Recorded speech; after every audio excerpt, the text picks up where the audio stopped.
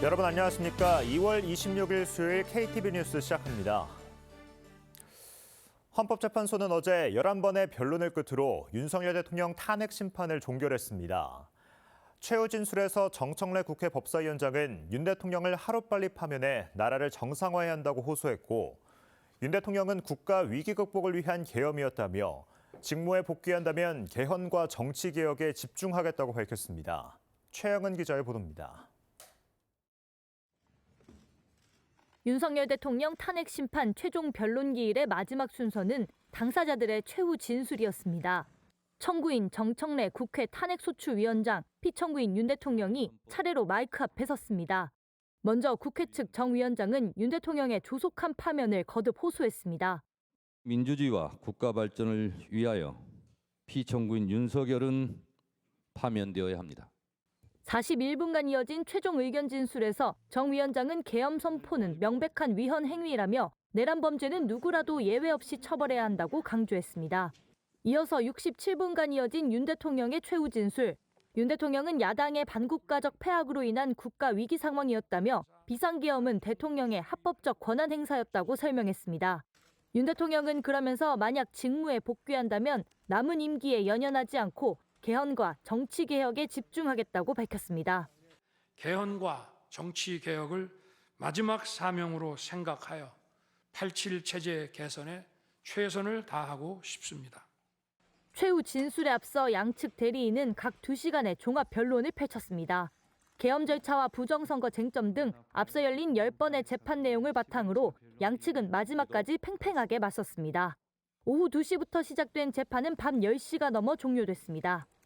변론을 종결한 헌재는 선고만을 앞두고 있습니다. 재판부는 선고 기일을 별도로 발표할 예정인데 앞서 노무현 전 대통령과 박근혜 전 대통령의 탄핵 심판에선 각각 선고 사흘 전과 이틀 전 선고 기일이 공개됐습니다. KTV 최영은입니다. 안덕근 산업통상자원부 장관이 오늘부터 오는 28일까지 미국 워싱턴 DC를 방문합니다. 안 장관은 미 상무부 정부 관계자와 만나 철강 등 품목별 관세와 상호 관세에 대한 면제를 요청하고 조선과 에너지 분야 협력 방안을 논의할 계획입니다. 안 장관은 이번 방미를 통해 트럼프 2기 출범 후 산업 분야 한미 장관급 논의를 처음 개시하고 양국의 관심 분야를 확인하는 중요한 계기가 될 거라고 말했습니다. 최상목 대통령 권한대행이 충북 오송의 첨단의료 복합단지를 방문해 바이오 산업 분야 민관 협력 현장을 점검했습니다. 최 대행은 첨단 바이오 분야는 2조 달러 규모의 글로벌 산업이라며 대한민국이 한 단계 더 도약하기 위해 새로운 성장 동력으로 바이오 산업 육성이 매우 중요하다고 말했습니다. 이어 긴밀한 민관 협력으로 인프라와 연구개발 혁신, 산업의 3대 대전환이 필요하다고 강조했습니다. 어제 경기도 안성시 인근 고속도로 공사장이 붕괴돼 작업 중이던 인부 4명이 숨지고 6명이 다쳤습니다. 정부는 사고 대책본부를 가동해 현장을 수습하고 정확한 사고 원인을 파악하기 위한 조사에 나섰습니다. 조태영 기자의 보도입니다.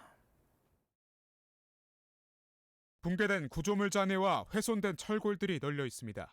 고속도로 교량해보를 설치한 후 장비가 철수하는 과정에서 보가 떨어지며 사고가 발생한 것으로 추정됩니다. 사고는 어제 오전 9시 49분 경기 안성시 소재 세종 안성 간 고속도로 건설 현장에서 일어났습니다. 이 사고로 작업 중이던 인부 10명이 아래로 추락했고 4명이 사망했습니다. 40대, 50대 한국인 2명과 50대, 60대 중국인 2명으로 파악됐습니다. 부상자는 6명으로 이 가운데 5명이 중상을 입었습니다. 인명 구조는 모두 마친 상태고 지금부터는 시청, 경찰서 등 유관기관과 공조를 해서 사고 수습에 최선을 다하겠습니다. 사고 대책본부를 구성한 국토교통부는 정확한 사고 원인에 파악 중입니다. 경찰도 수사전담팀을 편성하고 관련자 조사를 진행한다는 방침입니다. 사고 직후 고용노동부는 해당 공사 현장에 작업 중지를 명령했습니다. 산업안전보건법과 중대재해처벌법 위반 여부를 조사 중에 있습니다. 작업자들이 안전장비를 갖췄는지, 시공 과정에서 문제가 없었는지 살펴볼 계획입니다. 안성시는 사망자와 부상자들이 이송된 각 병원에 전담 공무원을 배치하는 등 행정 지원에 나섰습니다. 희생자 장례와 피해자 보상 등은 시공사 측이 전담합니다. KTV 조태영입니다. 한국천문연구원과 미국 나사가 공동 개발한 우주망원경 스피어-X의 발사일이 하루 연기돼 3월 1일 낮 12시 9분쯤 발사될 계획입니다. 스피어-X는 스페이스X의 팰컨9 발사체에 탑재돼 발사될 예정인데 팰컨9의 이륙 준비 단계에 시간이 더 걸리는 것으로 확인됐습니다.